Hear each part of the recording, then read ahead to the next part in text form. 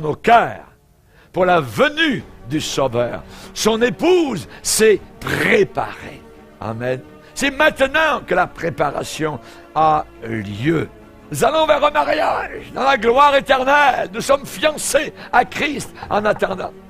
Le monde sera étonné. Le monde va être bouleversé. Le monde sera choqué par rapport à ce qui s'en vient, à la disparition, évidemment, de tous ces millions de chrétiens qui aimaient Jésus et qui ne seront plus sur la planète Terre. Pas d'enterrement. Où sont-ils? Disparus. Sans laisser des traces. Luc 21, verset 34.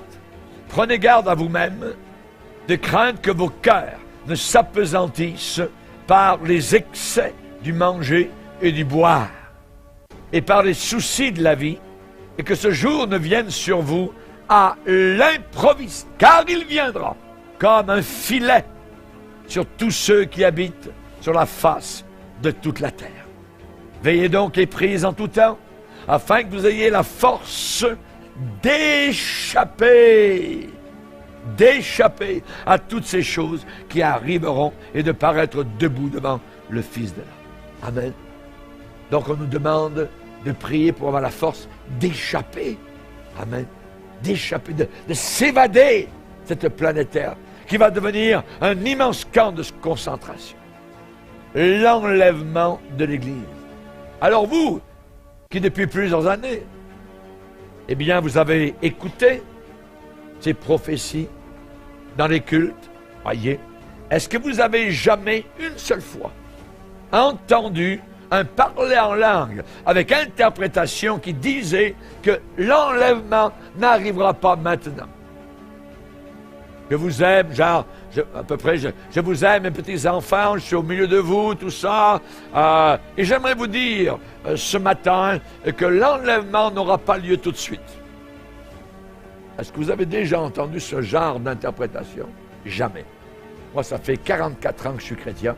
J'ai entendu beaucoup de messages en langue, avec interprétation, et jamais j'ai entendu une chose semblable. Mais j'ai toujours entendu, je vous aime, je suis au milieu de vous, et je viens bientôt, prépare-toi. Tout le temps. Tout le temps. Voyez. Jésus n'a pas dit qu'il était un chemin parmi d'autres.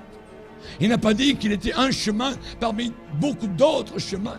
Il n'a pas dit, je suis peut-être le meilleur chemin. Non, non, non. Il a dit, je suis le chemin. Personne ne vient au Père que par moi. Il a dit être le seul, l'unique chemin vers Dieu. La Bible dit un seul médiateur entre Dieu et les hommes. Il n'y a pas de médiatrice, il n'y a pas d'autre médiateur. Il y a un seul médiateur entre Dieu et les hommes, et c'est Jésus-Christ, notre Sauveur. Pierre a crié dans les rues de Jérusalem, il n'y a de salut en aucun autre. Il n'y a de salut en aucun autre. Juste en Jésus-Christ. Ça signifie qu'à un certain moment donné, quelque part dans votre vie, vous devrez faire face à face avec Jésus-Christ.